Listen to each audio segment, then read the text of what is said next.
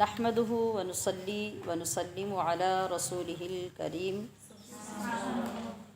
اما بعد فاعوذ بالله من الشيطان الرجيم بسم الله الرحمن الرحيم رب اشرح لي صدري ويسر لي امري واحلل عقدة من لساني يفقهوا قولي سبحانك لا علم لنا إلا ما علمتنا إنك أنت العليم الحكيم اللهم أرنا الحق حقا وارزقنا اتباعه وأرنا الباطل باطلا وارزقنا اجتنابه اللهم انفعنا بما علمتنا وعلمنا ما ينفعنا وزدنا علما۔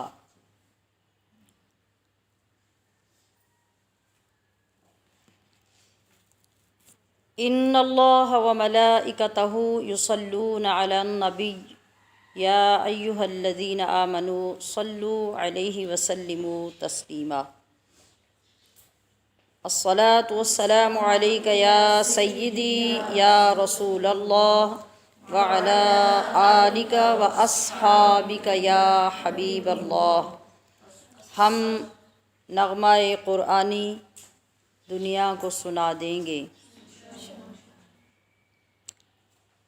یہ عزم ہے آج کا جسے آپ نے ہر روز ساتھ لے کے چلنا ہے، اور ہر جگہ پہ شرکت کرنے والی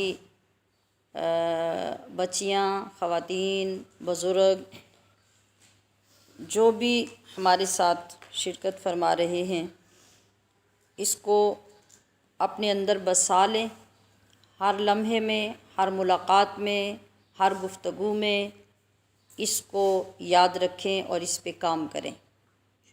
یہ آپ کا اولین مقصد ہونا چاہیے، بالخصوص رمضان المبارک میں اور بالعموم سارا سال۔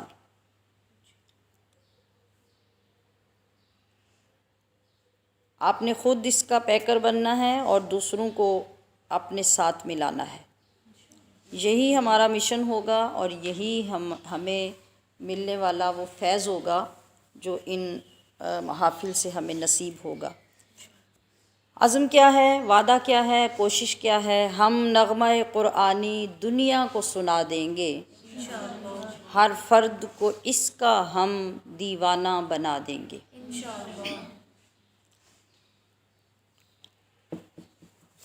ہمشیران محترم، جیسا کہ کل یکم رمضان المبارک کو قرآن عظیم کی عظمتوں اور فضیلتوں کا بیان کرنے کی سعادت حاصل ہوئی، یقیناً اسے سن کر آپ نے اپنے قلوب و اذہان کو منور کیا اور قرآن عظیم سے محبت پیدا کرنے کی کوشش کی، تعلق جوڑنے کی کوشش کی۔ تو اللہ تعالیٰ کی خاص عنایات سے آج ہم باضابطہ قرآن عظیم کی سیر، قرآن عظیم کا سفر شروع کرنے لگے ہیں، اور ہم نے اپنی سیریز اور اس سلسلے کا نام سفر قرآن فی رمضان رکھا ہے۔ یعنی رمضان کے مہینے میں ہم قرآن میں سفر کریں گے، اور پھر وہ نظارے، وہ سین، وہ دلکش مناظر ان مختصر لمحات میں دیکھنے اور اپنے اندر سمانے کی کوشش کریں گے۔ تو باضابطہ ہم آغاز کر رہے ہیں تعوذ اور تسمیہ سے۔ 29 دن کے ان پروگرامز میں ہم انشاءاللہ العزیز 30 پارے مکمل کریں گے۔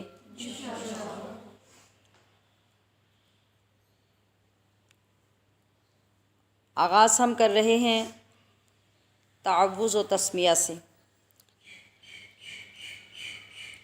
اختصاراً سب سے پہلے یہ جان لیتے ہیں کہ قرآن عظیم کی تلاوت تعوذ اور تسمیہ سے کیوں کی جاتی ہے۔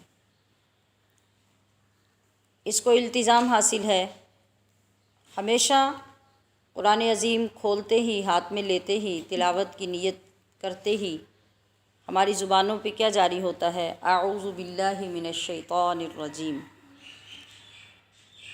اور پھر بسم اللہ الرحمن الرحیم۔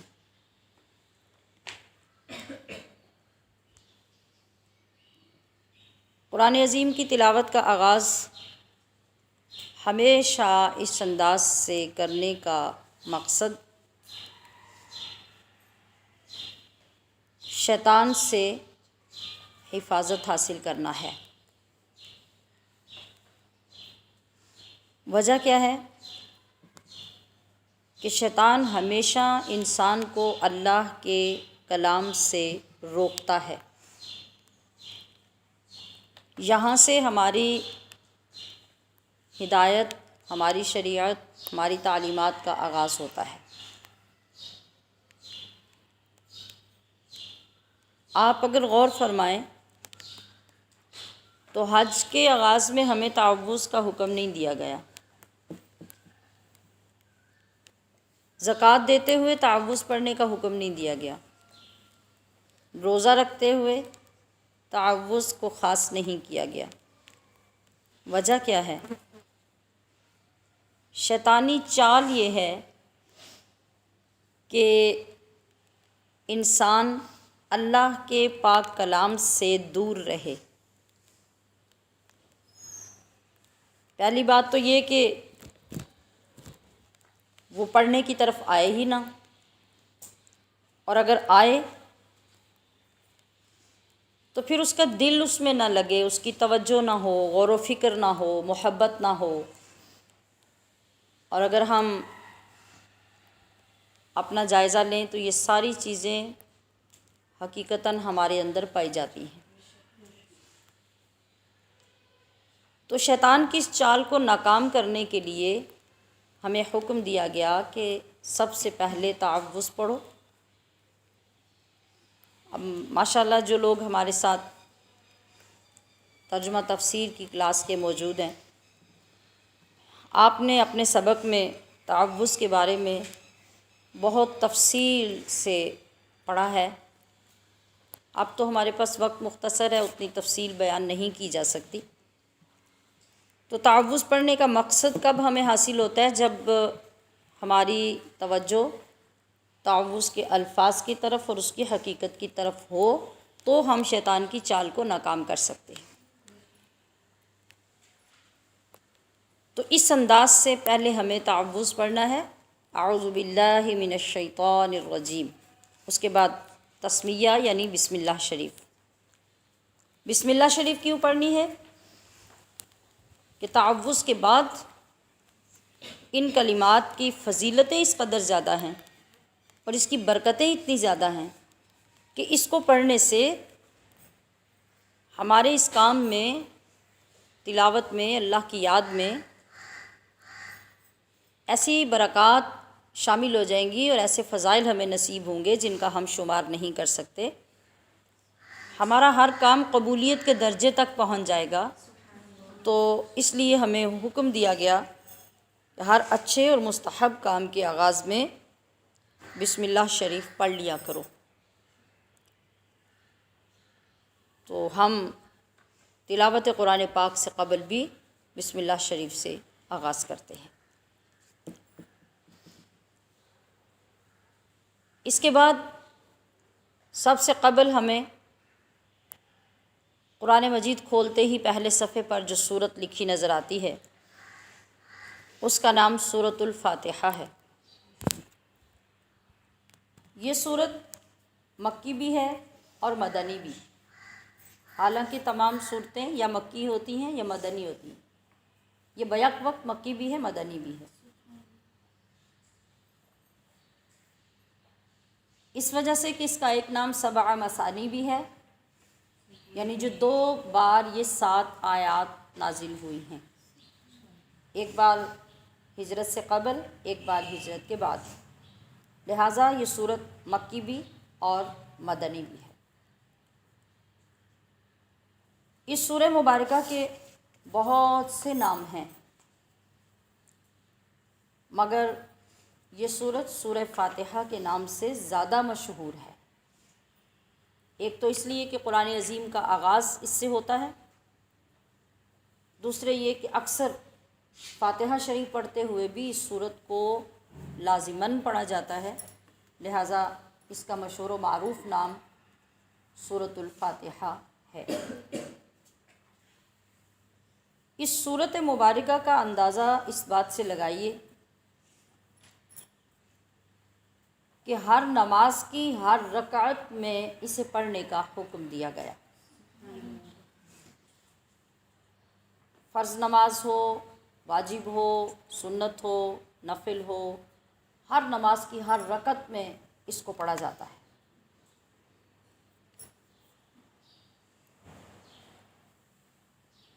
اس سورہ مبارکہ کی 7 آیات اتنی جامع، اتنی مفصل، اتنی عرفہ و اعلیٰ ہیں کہ قرآن مجید کا خلاصہ اس سورت کو فرمایا گیا۔ حدیث قدسی ہے، رب ذوالجلال ارشاد فرماتا ہے کہ میں نے اس سورت کو اپنے اور بندے کے درمیان آدھا آدھا تقسیم کر لیا ہے۔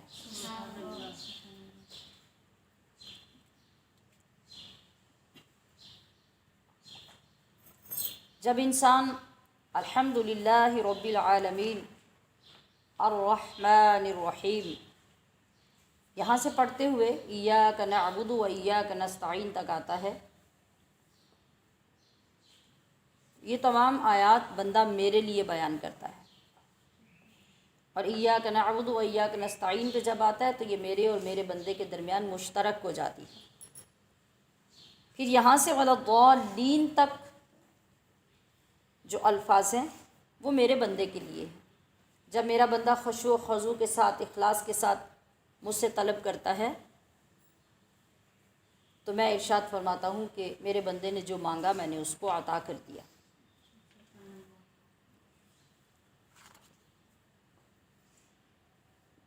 یہ چند الفاظ اس سورہ مبارکہ کی شان میں ہیں جو ہم اس مختصر سے وقت میں جتنا بیان کر سکتے ہیں۔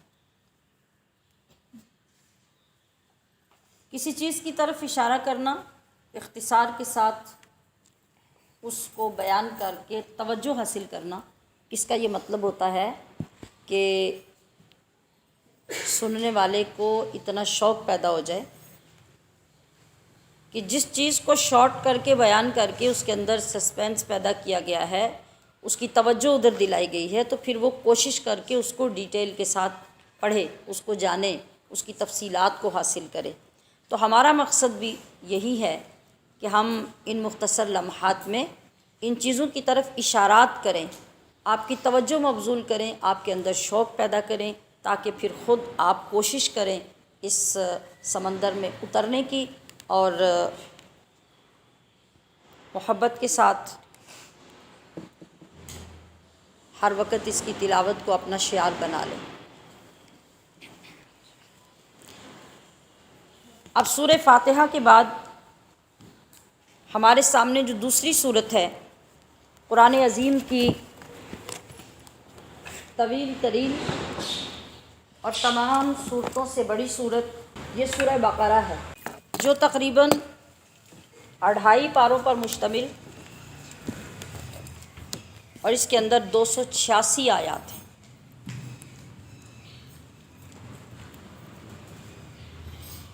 یہ سورت جب شروع ہوتی ہے تو اس کے شروع میں جو لفظ آتا ہے وہ قرآن عظیم کی باقی عبارت سے ہٹ کر ہوتا ہے، جس کو ہم الف لام میم پڑھتے ہیں۔ ایسے حروف کو حروف مقطعات کہا جاتا ہے۔ یہ حروف مقطعات کیا ہیں؟ جو قرآن کریم کی ہر سورت کے شروع میں نہیں آتے، کچھ سورتوں کے شروع میں آتے ہیں۔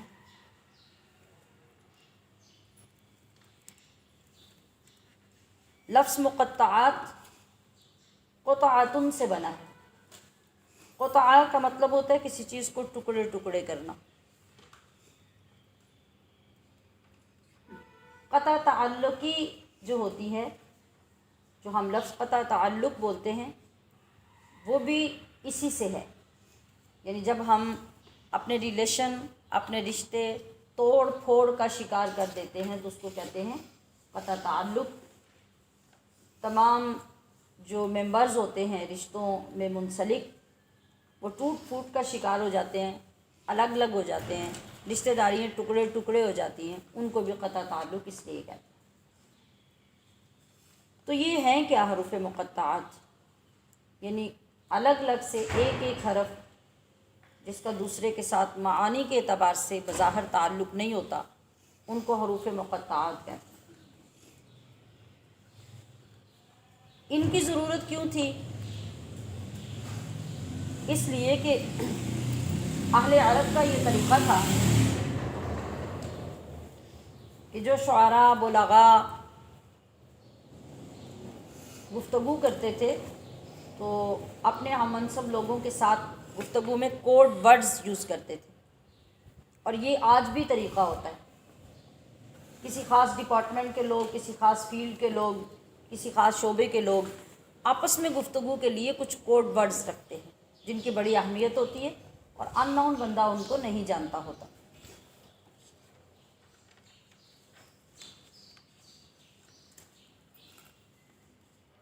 تو رب ذوالجلال نے چونکہ قرآن عظیم کو عظیم الشان معجزہ بنا کے بھیجا، اور اس شان کے ساتھ بھیجا کہ بڑے بڑے فصحاء اور بلغاء بھی اس کو دیکھ کے عاجز آ جائے۔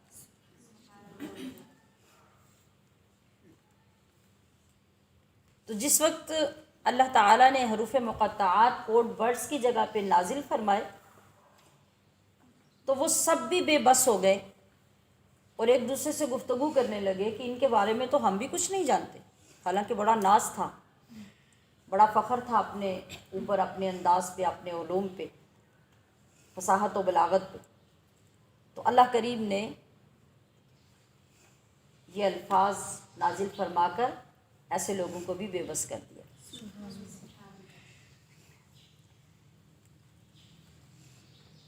اب ہم یہ دیکھتے ہیں کہ یہ سورہ بقرہ یہ مکی صورت ہے یا مدنی ہے؟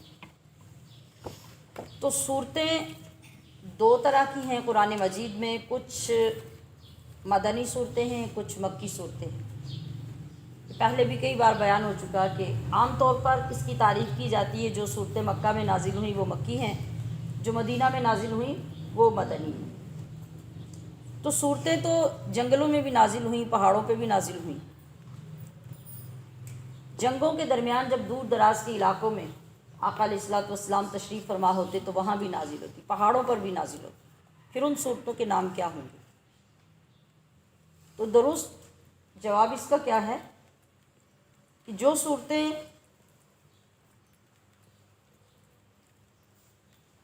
نبی کریم صلی اللہ علیہ وسلم کے ہجرت فرمانے سے پہلے نازل ہوئیں وہ ساری صورتیں مکی کہلاتی ہیں، اور جو آپ کی ہجرت کے بعد نازل ہوئیں وہ مدنی صورتیں کہلاتی ہیں۔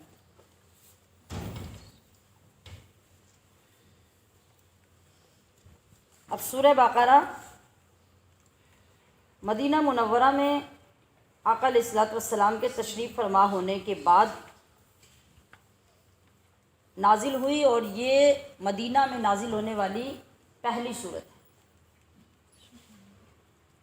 میں نے کہا کہ یہ قرآن عظیم کی طویل ترین صورت ہے جس میں 286 آیات اور 40 رکوع ہیں۔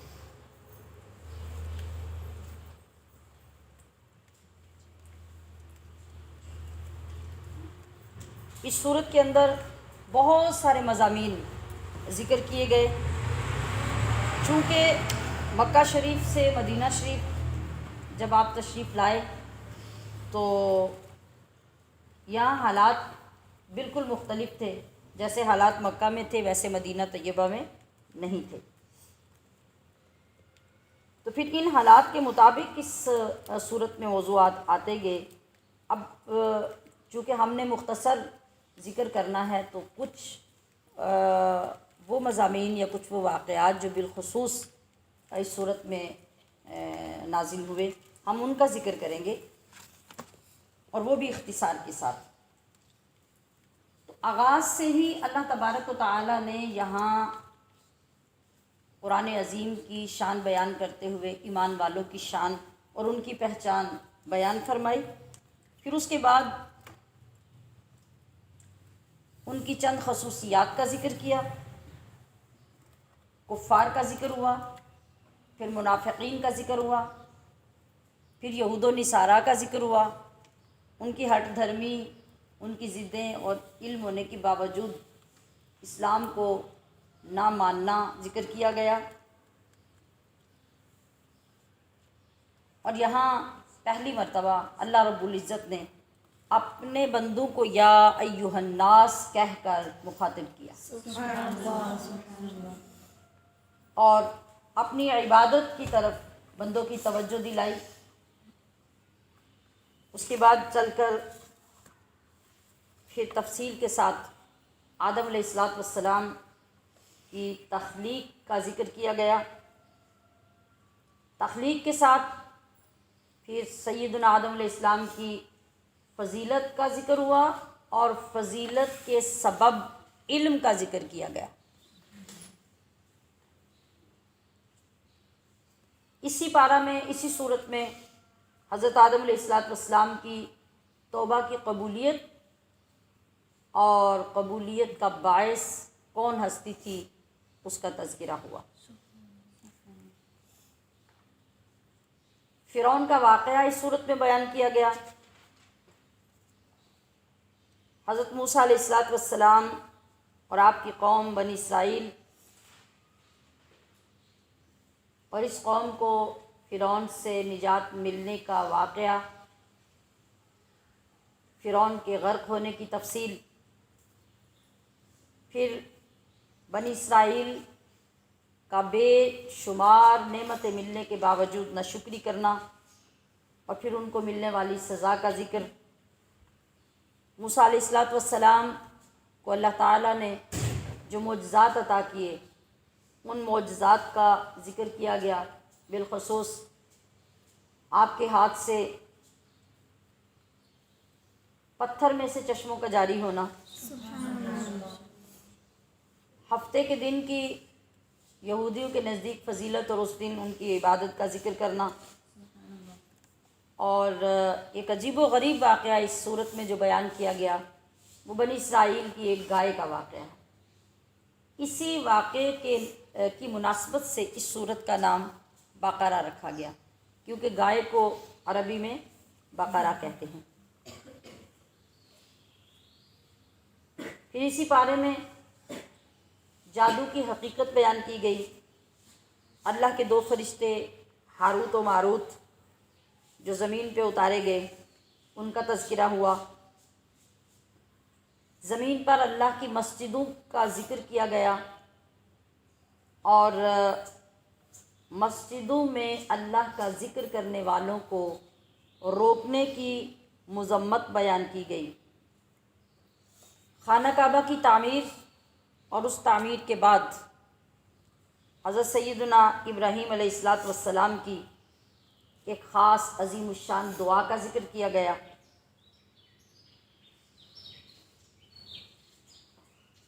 اور دنیا کے سارے کچے رنگ چھوڑ کر اللہ کا پکا رنگ صبغۃ اللہ اختیار کرنے کا حکم دیا گیا اور اس کی تعریف فرمائی گئی۔ آپ دیکھیے کہ یہ ایک پارہ ہے جس میں جتنا مختصر ہو سکتا ہے اتنا ہی مختصر کر کے میں نے کچھ چیزوں کا ذکر کیا، حالانکہ ان چیزوں کے اندر ابھی سینکڑوں چیزیں موجود ہیں جو ہمارے اس ایک پارے میں ہیں۔ ہم نے آج پہلے پارے کے متعلق بات کرنی ہے۔ تو کیا میں یہ سوال کر سکتی ہوں کہ ساری زندگی یہ قرآن تو ہمارے پاس رہا اور رہے گا، تو ہمیں کبھی علم ہوا کہ ہماری یہ جو کتاب اللہ پاک نے کتاب ہدایت اتاری ہے، اس کتاب میں ہمارے لیے کیا پیغامات ہیں؟ میں نے کل ذکر کیا تھا نا کہ جب کبھی کہیں پردیس میں انسان کو اپنی کسی بڑی محبوب ہستی اور کسی بہت قریبی دوست کا میسیج آ جائے تو بار بار اس کو پڑھنے سے بھی دل سیر نہیں ہوتا، جی چاہتا ہے کہ جب موقع ملے ہم اس کو پڑھتے رہیں، اس کے اندر ہمیں اتنی محبت اور اتنی لذت حاصل ہوتی ہے۔ تو ہم سب کو اپنے اصل وطن سے پردیس میں بھیجا گیا ہے، اور ہمارے پاس ہمارے رب کا ایک جامع میسج جو زندگی کے ہر لمحے میں صرف ہمیں ہی نہیں بلکہ ہماری آنے والی نسلوں کو بھی ہدایتیں دیتا ہے، اور ان کو بھی لذت دینے کے لیے اور ان کو بھی قرب دینے کے لیے بھیج دیا گیا۔ تو ہماری ذمہ داری بنتی ہے کہ ہم اس نورانی اور روحانی میسج کو بھی کھول کر دیکھا کریں، اور پھر کوشش کیا کریں کہ اس کو سمجھیں، کسی سمجھے ہوئے کے پاس بیٹھ کر اس کو سنیں، اس کی گہرائی میں اترنے کی کوشش کریں، تو ہمیں اپنی عظمت اور فضیلت کی بھی سمجھ آئے، اپنے دین کی عظمت اور فضیلت کی بھی سمجھ آئے، اور اس نوری کلام کی بھی سمجھ آ جائے کہ یہ ہمیں کیوں عطا کیا گیا۔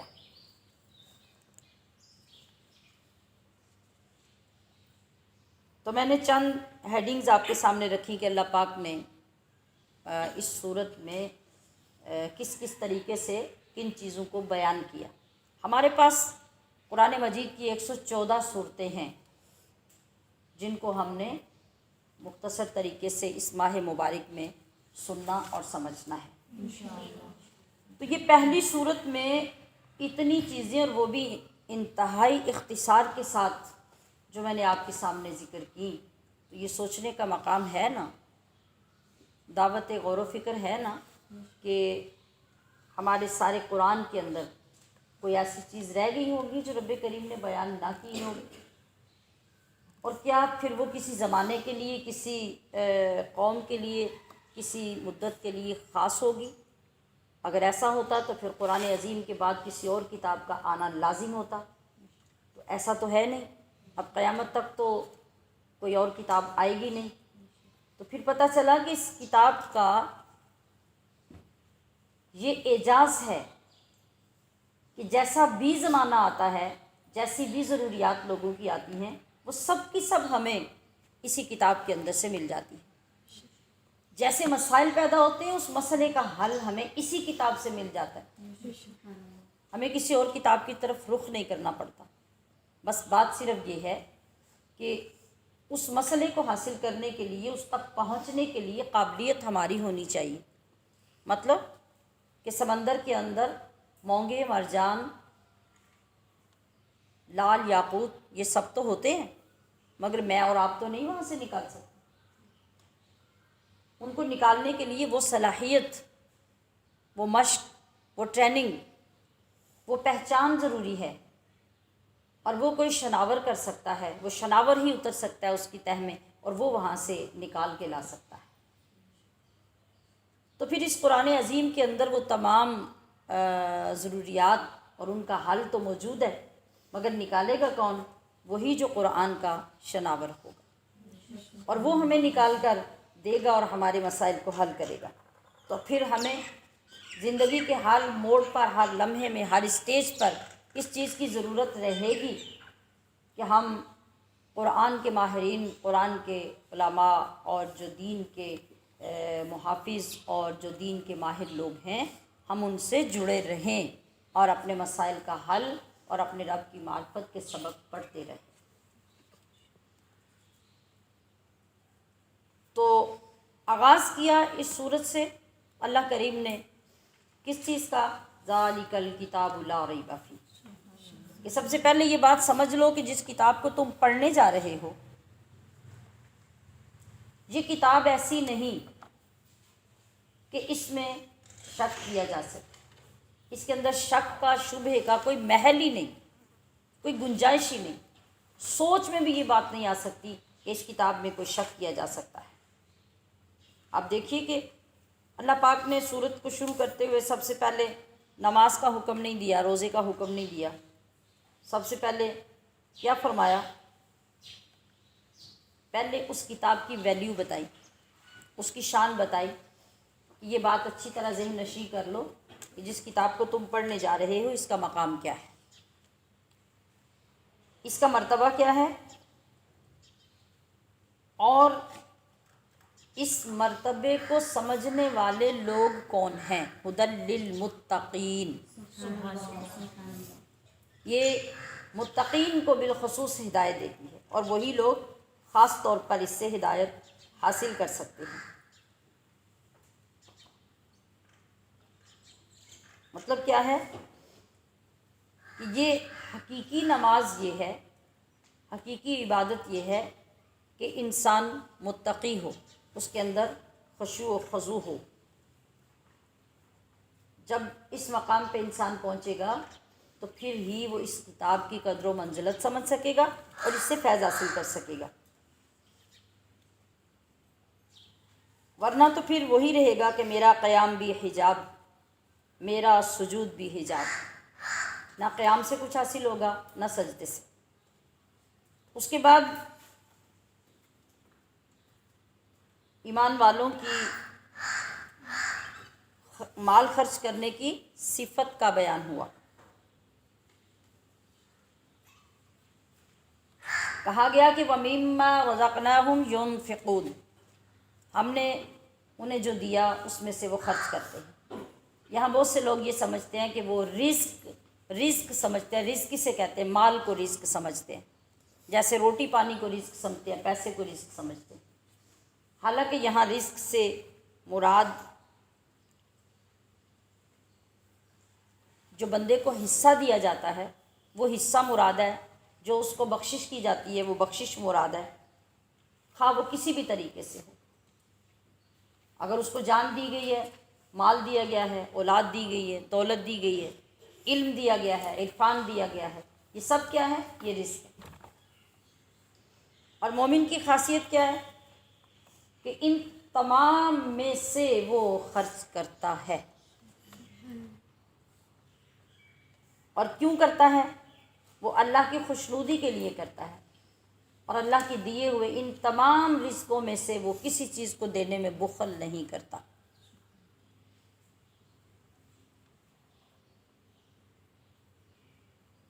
ان صفات کو ادا کرنے کے بعد پھر ان کا مقام بتایا گیا، ان کا نتیجہ بتایا گیا، انجام بتایا گیا۔ اولئک علی ھدی من ربہم واولئک ھم المفلحون۔ اس کے بعد پھر جیسا کہ میں نے پہلے کہا کہ کفار کا ذکر، پھر منافقین کا ذکر، اور بتایا گیا کہ یہ منافق تو وہ لوگ ہیں جن کو پہلے بھی ان کے انبیاء کو بھی جب کتابیں دی گئی، ان کو دین دیا گیا، اور کفار بھی یہ جانتے ہیں کہ اس سے قبل بھی میرے نبی میری کتابیں لے کے نازل ہوئے، تو ان لوگوں نے کسی کو تسلیم نہیں کیا، کسی پر ایمان نہیں لائے، تو اب یہ ایمان کہاں لائیں گے؟ ان کو ڈرانا نہ ڈرانا، ان کو ایمان کی دعوت دینا نہ دینا، یہ سب برابر ہے۔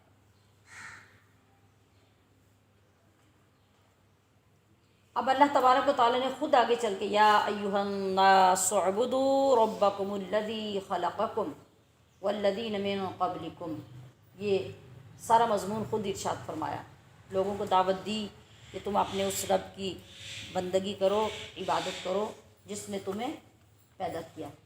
کیوں کرو؟ تاکہ تم متقی بن جاؤ۔ اللہ تمہیں متقی، پرہیزگار، نیک، صالح دیکھنا چاہتا ہے، اس وجہ سے تمہیں عبادت کی دعوت دیتا ہے۔ مگر جو منافق تھے، جو کافر تھے، انہوں نے اس کو بھی تسلیم نہیں کیا۔ پھر آگے چل کر رب ذوالجلال نے فرشتوں کو مخاطب کیا اور ان سے فرمایا کہ میں اپنا ایک نائب، اپنا ایک خلیفہ زمین میں پیدا کرنا چاہتا ہوں۔ تو فرشتوں نے اپنے اس علم کے مطابق، علم غیب کا جتنا حصہ اللہ نے ان کو عطا کیا تھا اس کے مطابق انہوں نے کہا کہ اے اللہ تو اس کو اپنا خلیفہ بنائے گا جو زمین پہ جا کے قتل و غارت کرے گا، خون ریزی کرے گا، فساد کرے گا۔ یہ کس دور کی بات تھی؟ یہ فیوچر کی بات تھی، اور فرشتے اس وقت بیان کر رہے تھے۔ تو فیوچر کی بات کون کرتا ہے؟ جس کو غیب کا علم دیا گیا۔ تو اللہ تبارک و تعالیٰ نے فرشتوں کو جتنا علم غیب دے رکھا تھا، اس کی روشنی میں انہوں نے یہ عرض کیا۔ تو اللہ تبارک و تعالیٰ نے ارشاد فرمایا کہ ہاں، جتنا تمہیں علم ہے تم ٹھیک کہہ رہے ہو، مگر جو کچھ میں جانتا ہوں تم نہیں جانتے۔ لہٰذا اللہ تبارک و تعالیٰ نے آدم علیہ السلام کو پیدا فرمایا، دست قدرت سے پیدا فرمایا، اور پیدا کرنے کے بعد، روح پھونکنے کے بعد تمام فرشتوں کو سجدہ کرنے کا حکم دیا۔ وہ سجدہ جو آدم علیہ السلام کو کروایا گیا وہ سجدہ تعظیمی تھا، اور یہ مسئلہ سمجھ لیجئے کہ پہلے نبیوں کی شریعتوں میں سجدہ تعظیمی جائز تھا۔ یہ تعظیم کا سجدہ ہے، یعنی بندگی کا سجدہ، عبادت کا سجدہ نہیں ہے۔ جو سجدہ ہم نماز میں کرتے ہیں ویسا سجدہ نہیں، جبکہ نبی کریم صلی اللہ علیہ وسلم کی امت میں سجدہ تعظیمی حرام قرار دے دیا گیا۔ اب ہماری شریعت میں اس کی اجازت نہیں ہے، لہٰذا ہم کسی کو بھی سجدہ تعظیمی نہیں کر سکتے، اگر کریں گے تو حرام ہوگا۔ پھر اللہ تعالیٰ نے حضرت آدم علیہ السلام کو پیدا کیا تو انہیں ایک خاص علم عطا کیا جو فرشتوں کو نہیں تھا۔ اب فرشتوں سے فرمایا کہ تم میری باتوں کا جواب دو اور ان چیزوں کے نام بتاؤ۔ فرشتوں نے اپنی بے بسی کا اظہار کیا۔ اب چونکہ اللہ تبارک و تعالیٰ پہلے آدم علیہ السلام کو تمام اشیاء کا علم عطا کر چکا تھا، لہٰذا آدم علیہ السلام سے فرمایا کہ اے آدم، تم فرشتوں کو ان چیزوں کے نام بتاؤ۔ یہ وہ علم تھا، یہاں سے آغاز ہوا آدم علیہ السلام کی فضیلت کا، جو فرشتوں سے منوائی گئی، اور فرشتوں نے اس کو تسلیم کیا اور پھر سجدہ کیا آدم علیہ السلام۔ یہ موقع تھا جہاں شیطان اکڑ گیا اور اس نے انکار کیا، اپنی برتری ظاہر کی، اور آدم علیہ السلام کو اپنے سے کم باور کروانے کی کوشش کی۔ کس وجہ سے؟ اس میٹیریل کی وجہ سے جو بنانے میں استعمال کیا گیا۔ اس نے کہا کہ آگ تو زمین پہ، مٹی پہ غالب ہوتی ہے، اور مجھے غلبے والی چیز کے ساتھ بنایا گیا، اور آدم کو مٹی سے بنایا گیا جو مغلوب ہوتی ہے، تو میں اس کے سامنے سجدہ کیسے کروں؟ یہ تکبر تھا، یہ غرور تھا، یہ نافرمانی تھی، یہ ہٹ دھرمی تھی، یہ گستاخی تھی۔ تو بس وہاں سے وہ راندھا گیا، مردود ہوا، اور اب وہ حسد اور بغض کی آگ میں جب جلنے لگا تو اس انتقام کی وجہ سے، انتقام لینے کی غرض سے آدم علیہ السلام کو جنت میں جب بسا دیا گیا تو یہ طریقے تلاش کرنے لگا، اور کرتے کرتے پھر وہاں پیچھے پہنچا۔ یہ جملہ غور سے سنیے گا، خاص طور پہ جو ہماری ینگ جنریشن ہے، ہماری جو بچیاں ہیں، ہماری جو خواتین ہیں، وہ گھروں کے رشتے ہوں یا اسکول کالجز کے ہوں، جہاں کسی جگہ پہ ٹسل پیدا ہوتی ہے، جہاں کسی کے ساتھ انتقامی ذہن بنتا ہے، اور کسی چیز پہ بھی آپ جب یہ کرنے کے لیے ٹھان لیتے ہیں تو پھر اس کے لیے ہر حد پار کرتے ہیں، اور یہ پیروی ہوتی ہے اسی شیطان، اسی لعین کی، جس نے یہاں تک قدم اٹھایا اور پھر آدم علیہ السلام کے پیچھے سازشیں کرتا ہوا پہنچ گیا۔ اب یہاں میں تھوڑا سا اس کو اس لیے ایکسپلین کر رہی ہوں، یا میں ایک بات عرض کرنا چاہتی ہوں کہ یہاں پہ ہماری بہت سی خواتین، اور معذرت کے ساتھ بہت سی تعلیم یافتہ خواتین بھی بسا اوقات یہ کہتی ہوئی سنائی دیتی ہیں کہ نہ آدم علیہ السلام غلطی کرتے، نہ دانا کھاتے تو نہ ہمیں اس کی دنیا کی مصیبت پڑتی، تو نہ ہم یہاں آتے۔ آپ نے بھی بہت سے لوگوں سے یہ جملے سنے ہوں گے۔ تو میں یہاں یہ بتانا چاہتی ہوں کہ یہ جملہ کفر ہے، کفر۔ یہ اللہ کے نبی کی گستاخی ہے، اور یہ کفر ہے۔ اللہ کی حکمتیں ہم نہیں سمجھ سکتے، اور ہمیں اتنی لمبی زبان بھی نہیں نکالنی چاہیے۔ اللہ तबारक व तआला ने जो फरमाया था, आप उसको अभी गौर से समाअत फरमाइए। अल्लाह ने क्या फरमाया था? इस क़ाल रब्बुक लिल मलाइकति इन्नी जाइलुन फिल अर्दि खलीफा। फिल अर्द का क्या मतलब है? ज़मीन में। तो भेजा कहाँ था अल्लाह ने? जन्नत में। तो खलीफा तो अल्लाह ने बनाना था ज़मीन में, ये तो अल्लाह पहले फरमा चुका था। तो अब क्या हो रहा है? अब भेजा अल्लाह पाक ने जन्नत में। ये तो सारा प्रोसेस था। ज़मीन में आने तक जो वक्त लगना था और जिधर जिधर से होके आना था, जो रूट था ज़मीन पे आने का, ये तो वो था। और उसके लिए अल्लाह पाक ने जो हिकमत मुरत्तब फरमाई थी वो पूरी होनी थी। तो आदम अलैहिस्सलाम ने ज़मीन पे आना था और खिलाफत का ज़माना यहाँ से शुरू होना था। सो अल्लाह पाक ने आपको ज़मीन पे उतारा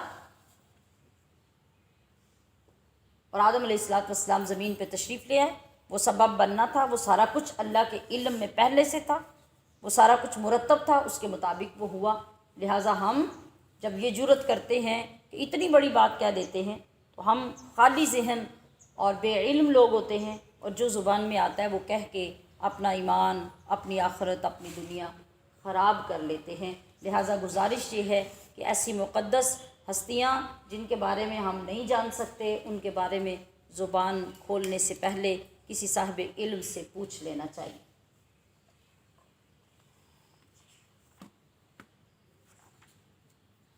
जी, अब इसके बाद जब आगे बढ़ते हैं तो आगे चल के फिर अल्लाह तबारक व तआला इस पूरे वाक़े के बाद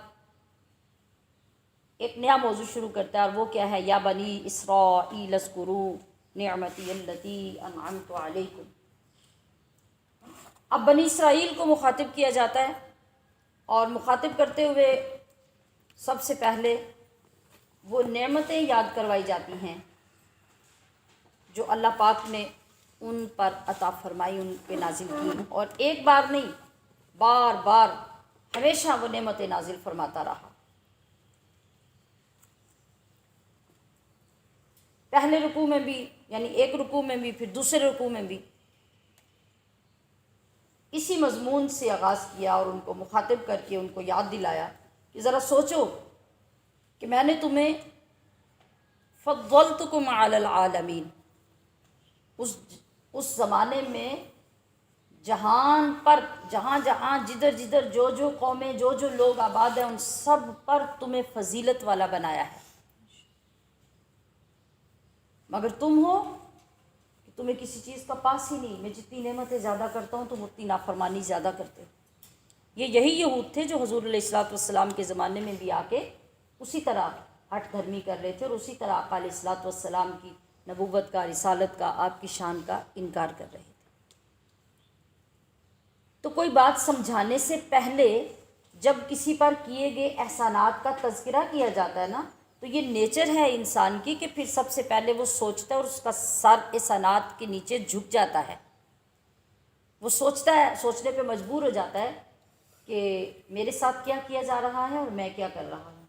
तो अल्लाह रब्बुल इज़्ज़त ने इसी तरीके से उनको मुखातिब किया और उन्हें दावत दी कि वो ईमान लाएं मेरे महबूब पर और सीधी राह पे आएँ।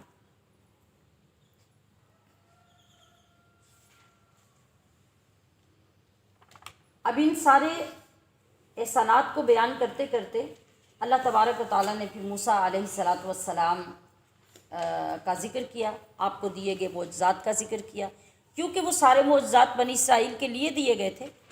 उनसे फ़वाइद तो ये लोग हासिल कर रहे थे, तो उनका ज़िक्र बिलख़ुसूस फिर इस पारे में रब्बे ज़ुल जलाल ने किया।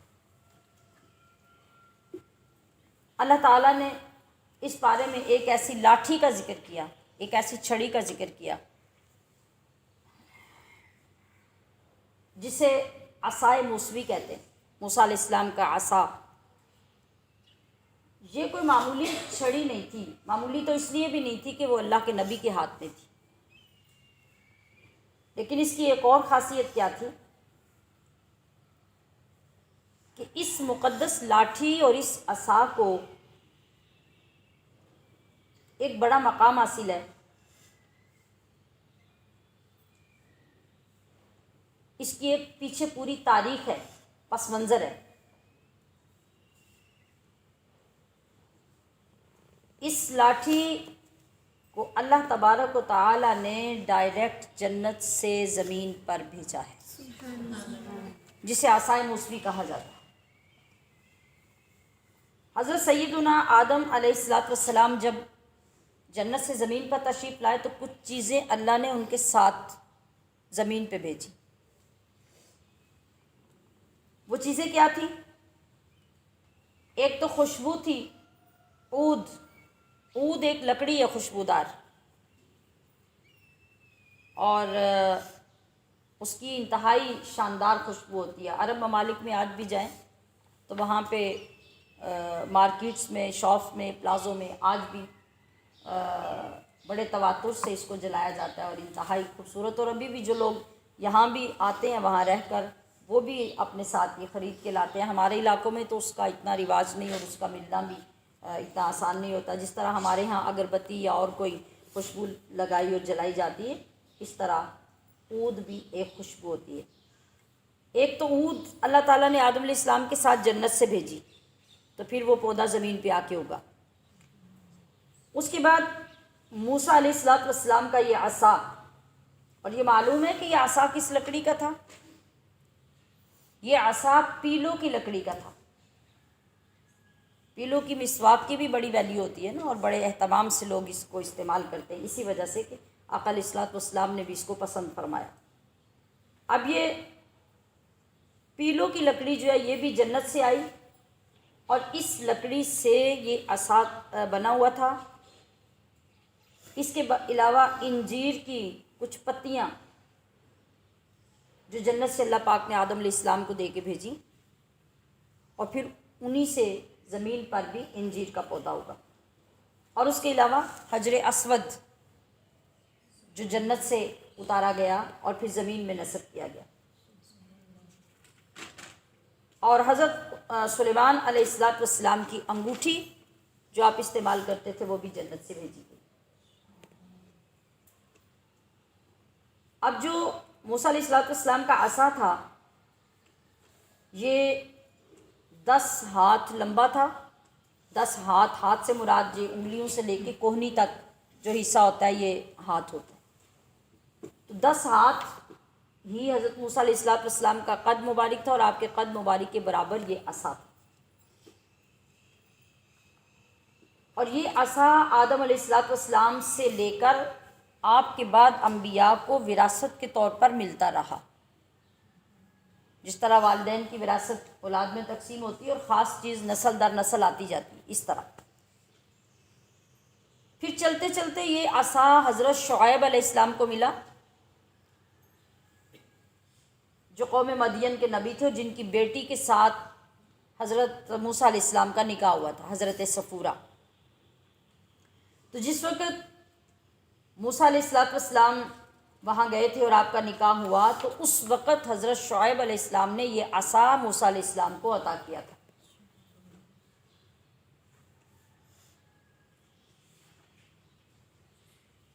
اب یہ وہی عصا تھا جو آپ کے ہاتھ میں ہوتا، میں نے بتایا کہ 10 ہاتھ لمبا، اور اس کے اوپر جا کے 2 کنارے نکلے ہوئے تھے، نیچے سے ایک جا کے 2 کنارے نکلے ہوئے تھے۔ اور جس وقت روشنی کی ضرورت ہوتی تھی تو یہی عصا جو لکڑی کا ہوتا، اس کے وہ کنارے 2 بلبوں کی طرح روشن ہو جاتے اور آپ کو روشنی دیتے۔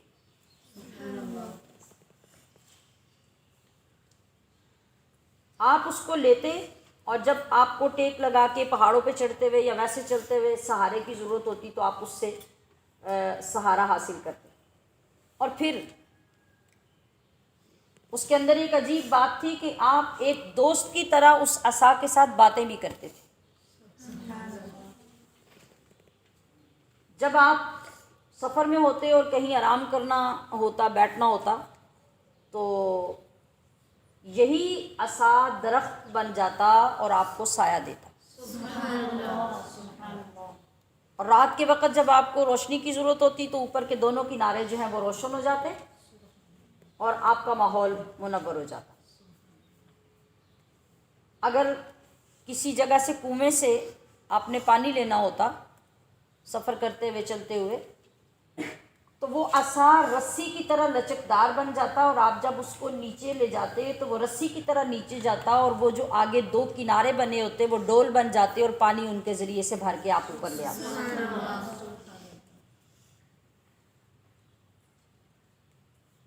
اور جب کبھی آپ کو بھوک لگ جاتی اور آپ کے پاس کچھ اور میسر نہ ہوتا تو یہی عصا پھل والا درخت بن جاتا اور آپ اس سے پھل حاصل کر لیتے۔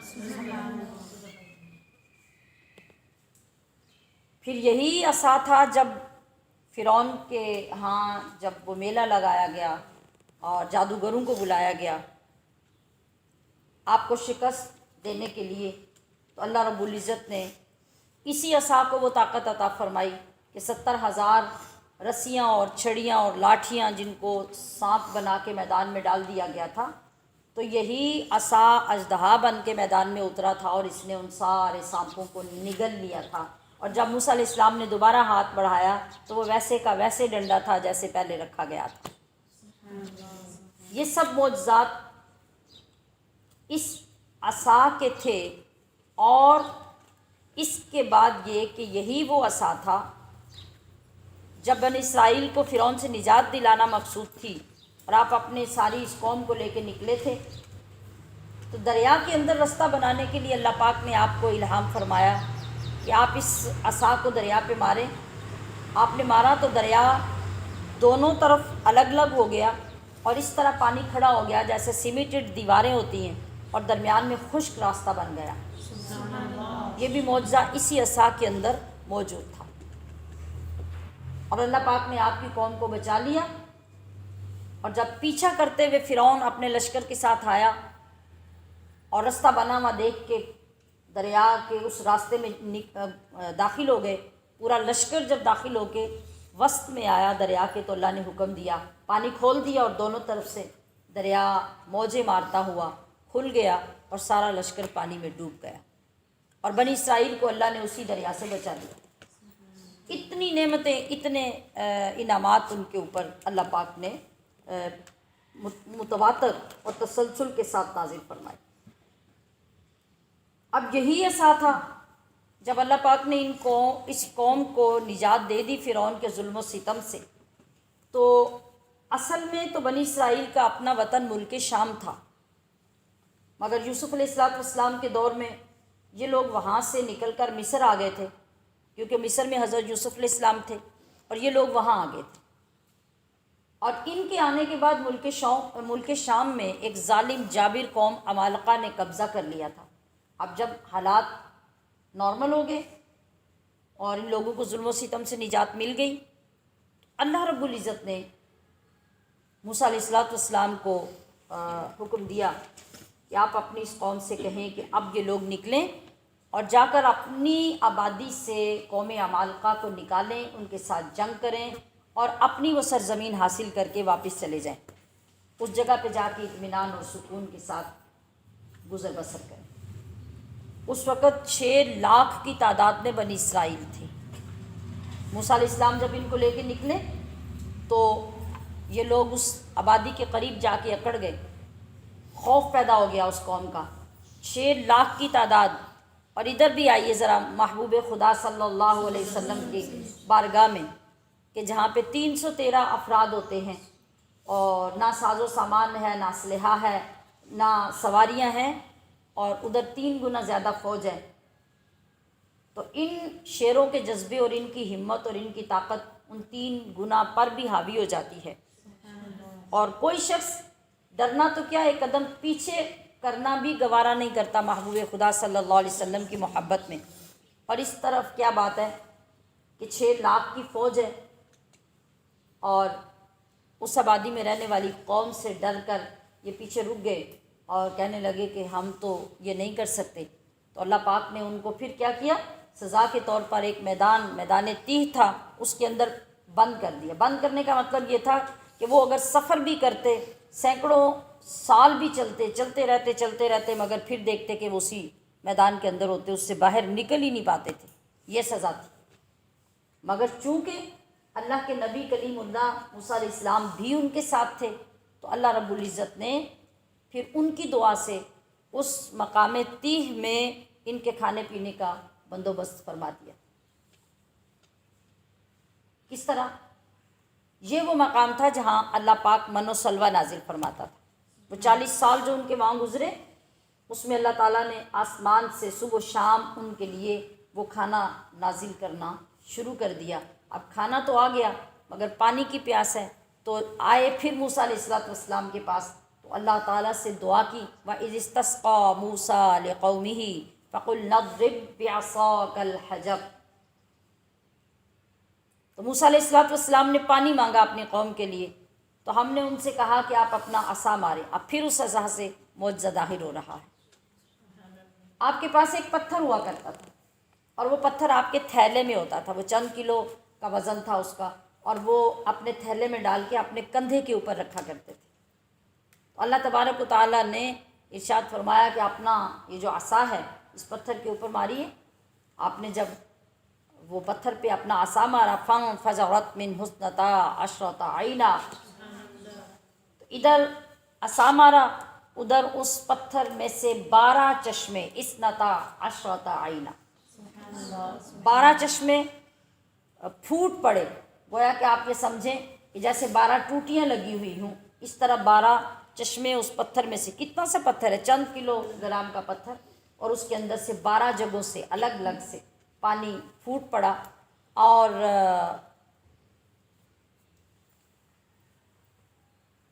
12 کیوں، 13 کیوں نہیں، 11 کیوں نہیں، 10 کیوں نہیں؟ اس لیے کہ وہ جو قوم تھی ساری 6 لاکھ کے جو کی تعداد میں، وہ 12 قبیلوں پر مشتمل تھی۔ تو آپ کو پتہ ہے کہ یہاں جو زمینوں کی بات ہوتی ہے، یہ ٹیوب ویلز کی بات ہوتی ہے، پانی کی بات ہوتی ہے، تو لوگ اس پہ قتل کر دیتے ہیں، تو وہاں ایک نیا فتنہ، ایک نئی جنگ شروع ہو جاتی۔ تو اللہ پاک نے پہلے ہی ان کی تعداد کے مطابق وہاں سے چشمے نکال دیے۔ اب یہ پانی کا بندوبست بھی اللہ تبارک و تعالیٰ نے کر دیا، اس کا ذکر بھی اس پارے کے اندر کیا گیا۔ اب یہ بتائیے کہ پچھلی ان قوموں کی اتنی ڈیٹیل سے باتیں جو بیان کی جا رہی ہیں، ان کا مقصد کیا ہے؟ کہ ہمیں اس تاریخ کا علم ہو اور اس تاریخ سے ہم عبرت حاصل کریں، اور کبھی بھی اپنے نبی کی گستاخی اور نافرمانی کا خیال اپنے دل میں نہ لائیں، اور دیکھیں کہ اگر ان لوگوں کو اس پہ اتنے عذاب اور اتنی سزائیں ملتی رہی ہیں، اور ہم اتنا کچھ کر کے بھی سزاؤں سے بچے ہوئے ہیں، تو پھر ہمارا مقام ہمارے نبی کے صدقے سے اللہ کی بارگاہ میں کیا ہے، اور اللہ اپنے محبوب کی وجہ سے ہمیں کس قدر رحمتوں کا سایہ عطا کیے ہوئے ہیں۔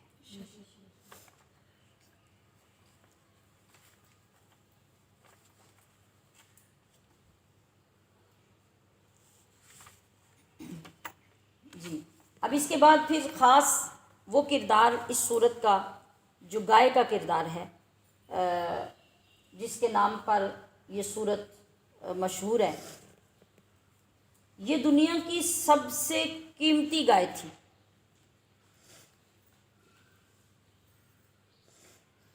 اور یہ بہت شاندار اور بہت ڈفرینٹ واقعہ ہے قرآن کریم کے اندر جس کا ذکر کیا گیا۔ اس کا واقعہ اس طرح تھا کہ بنی اسرائیل میں ایک انتہائی نیک صالح آدمی تھا، اور اس کا ایک ہی بچہ تھا جو ابھی چھوٹا تھا، نابالغ تھا۔ یہ شخص بہت بوڑھا ہو گیا، اس کے پاس مال و دولت میں صرف ایک گائے کا بچہ مادہ، یعنی جس کو بچیا کہتے ہیں، پنجابی میں بچی کہتے ہیں، چھوٹی سی وہ بچی۔ اس شخص کو معلوم ہو گیا کہ میری زندگی کا وقت ختم ہو رہا ہے، تو وہ لے کر اس کو جنگل میں گیا اور ایک جھاڑی کے پاس اس کو چھوڑا، اور اللہ کی بارگاہ میں متوجہ ہوا، دعا کی، یا اللہ تو جانتا ہے کہ میرے پاس کوئی سرمایہ نہیں، کوئی مال و دولت نہیں،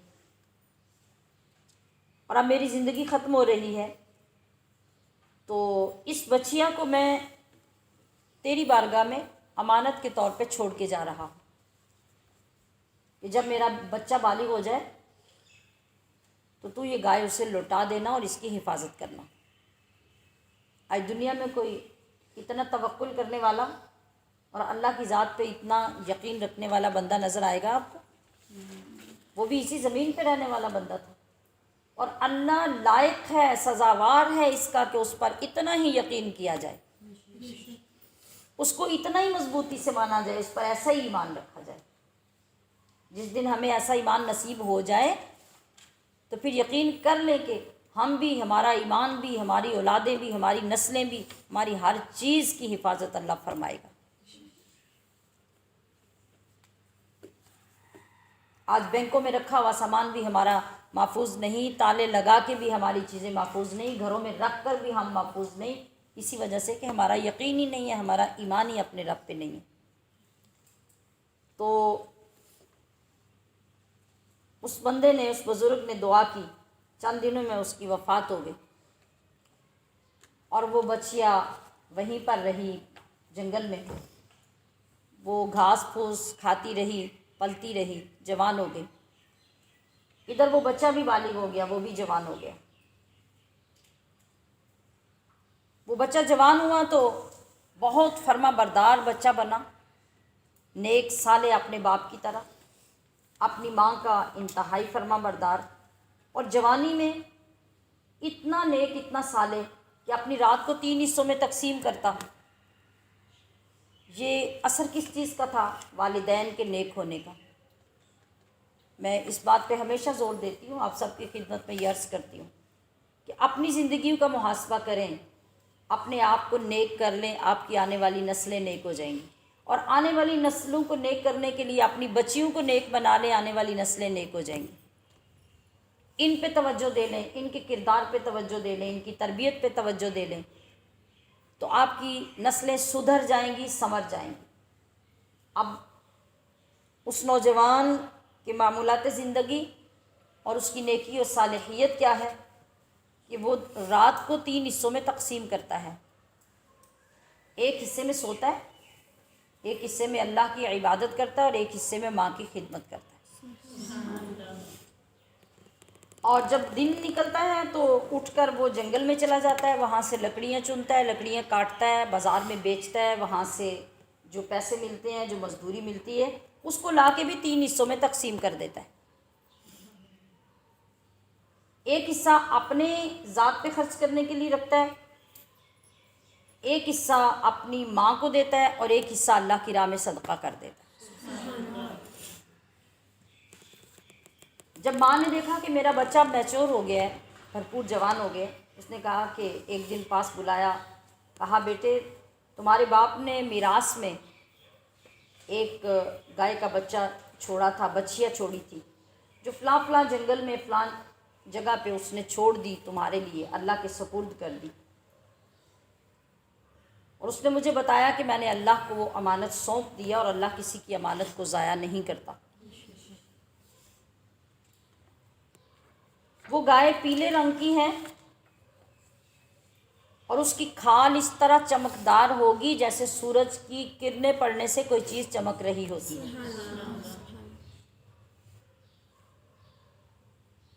یہ لڑکا یہ ساری نشانیاں سن کر جنگل کی طرف گیا، اور اس جگہ پہ پہنچا جو نشانیاں ماں نے بتائی تھی، تو وہ گائے اس کو وہاں جا کے دعا مانگنے سے مل گئی کہ جب اس نے دعا مانگی تو وہ گائے دوڑتی ہوئی آئی اور آ کے اس کے پاس کھڑی ہو گئی۔ وہ اس گائے کو لے کے گھر آیا تو ماں نے کہا کہ بیٹا اس گائے کو بازار لے جاؤ اور جا کے اس کو بیچ دو۔ اس دور میں 3 دینار گائے کی قیمت تھی، اور 3 دینار میں اس کو بیچ دینا۔ جب یہ بیٹا لے کے آیا بازار میں تو ایک گاہک ملا اسے، اس نے کہا کہ میں ماں نے ساتھ شرط لگائی کہ جب بھی بیچنے لگو تو مجھ سے مشورہ کیے بغیر بیچنا نہ، بے شک 3 دینار قیمت مل جائے۔ بازار میں گیا تو ایک شخص آیا، اس نے کہا میں گائے خریدتا ہوں اور میں 3 دینار سے زیادہ قیمت تمہیں دیتا ہوں۔ اس نے کہا کہ میں ماں کے مشورے کے بغیر نہیں بیچوں گا، مشورے کے بعد آ کے بیچ لوں گا۔ اس نے کہا کہ میں اور قیمت زیادہ کر دیتا ہوں، مشورے کے بغیر تم میرے ہاتھ بیچ دو۔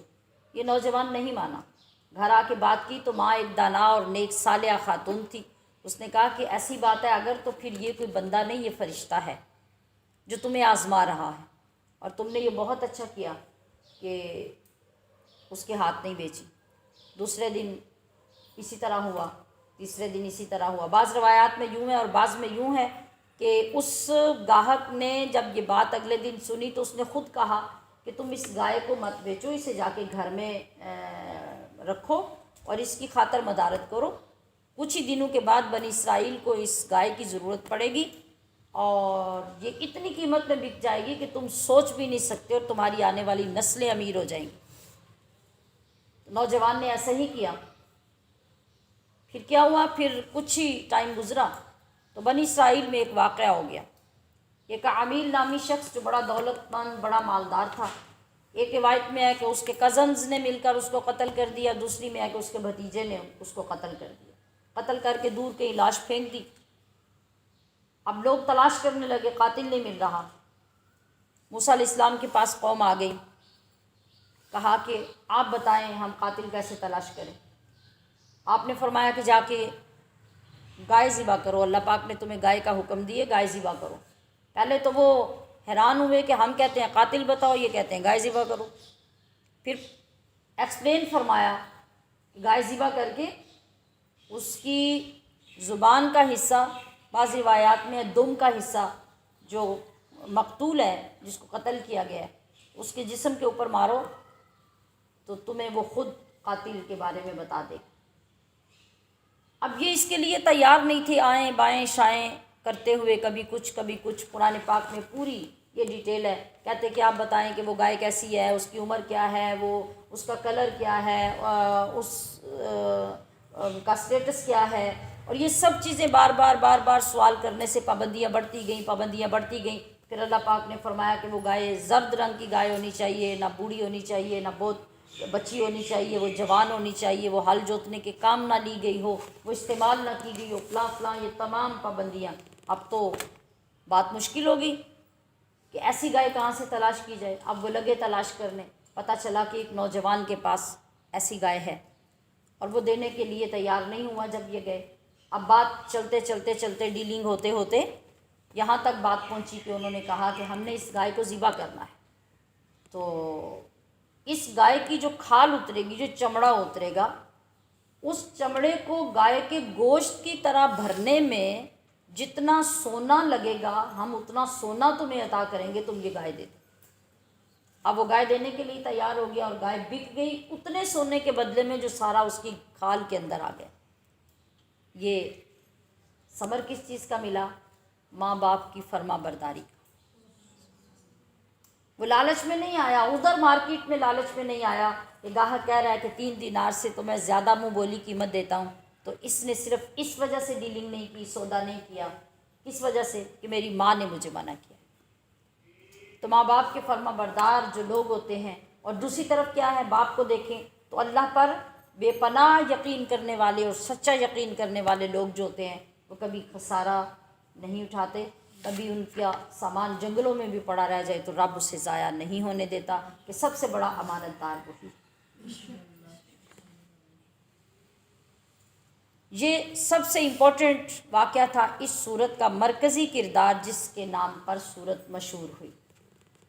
اس کے بعد آگے چل کر پھر حضرت جبریل کے آنے کا ذکر کیا گیا اسی پارے میں، پھر ان کے وحی لانے کا ذکر کیا گیا، ان لوگوں کو مخاطب کر کے کہا گیا کہ تم میرے نبی پر ایمان لاؤ، اور انہیں جتایا گیا کہ تم تو وہ ہو کہ جب اپنی کتابوں میں میرے نبی کا ذکر پڑھتے تھے تو وہاں میرے نبی کے واسطے دے دے کر دعائیں مانگتے تھے، اور میں اس نبی کے وسیلے کی دعا کی وجہ سے تمہیں دشمنوں پر فتح بھی دیتا تھا، کامیابیاں بھی دیتا تھا، تمہاری دعائیں بھی قبول کرتا تھا۔ آج جب میرے نبی آ گئے، میرے محبوب جلوہ گر ہوئے، تو تم انہیں دیکھ کر ان کا انکار کرنے لگے۔ پھر آگے چل کے اسی پارے میں اللہ پاک نے جادو کے متعلق وضاحت فرمائی کہ جادو کیا ہے اور اس کو سیکھنا کیسا ہے، اس کا آغاز کیسے ہوا اور لوگوں نے کس وجہ سے اس کا آغاز کیا، پھر کس طریقے سے استعمال کیا، یہ تمام چیزیں اس کے اندر بیان کی گئی۔ پھر اسی پارے کے آخر میں جا کے حضرت ابراہیم علیہ السلام کے کعبہ تعمیر کرنے کا، اور پھر نبی کریم صلی اللہ علیہ وسلم کی آمد کی دعا کرنے کا، نبی علیہ السلام کے لیے جو آپ نے اس پہ مقام ابراہیم کے اوپر کھڑے ہو کے دعا کی، اس کا تذکرہ کیا گیا۔ اور آگے چلتے چلتے آخر پہ پھر جا کے بنی اسرائیل کو مخاطب کیا اسی پارے کے آخر میں اللہ پاک نے، اور پھر ان کو دعوت دی، پھر ان کو توجہ دلائی کہ تم وہ ہو جن کو میں نے پوری دنیا میں سب سے زیادہ فضیلت عطا کی، لہٰذا تمہیں میرے انعامات کا شکر کرنا چاہیے اور تمہیں ہدایت کی طرف آ جانا چاہیے۔ اور پھر آخر پہ جا کر یہ فرمایا کہ تم دنیا کے رنگ تلاش کرتے ہو اور اپنے مذہبوں میں اپنے خود ساختہ رنگوں کے پیچھے چلتے ہو اور وہ اپنے اوپر ڈالتے ہو، تو تمہیں معلوم ہونا چاہیے کہ صبغۃ اللہ ومن احسن من اللہ صبغہ، کہ اللہ کا رنگ ہے اور اللہ کے رنگ سے زیادہ اچھا رنگ کس کا ہے، اور اللہ کا رنگ کون ہے؟ محمد الرسول اللہ کی اطاعت ہے، آپ پر ایمان ہے، آپ کی غلامی ہے، اور اسی میں کامیابی ہے۔ اسی مضمون کو آگے لے جا کر اس پارے کا اختتام ہوتا ہے، اور اللہ پاک کی بارگاہ سے دعا کرتے ہیں کہ اللہ پاک ہمیں ان کلمات کو سننے کے ساتھ ساتھ قرآن پاک سے اتنی محبت اور شوق عطا کریں کہ ہم خود یہ طلب کریں کہ ہم ان آیات کو نکال کے تفصیل کے ساتھ پڑھیں، اس تفسیر کو پڑھیں اور اس سے اپنے قلب و ذہن کو منور کریں۔ اللہ پاک ہمیں اس کے فیضان سے ظاہراً باطناً منور فرمائے۔ وما علیہ الا البلاغ المبین۔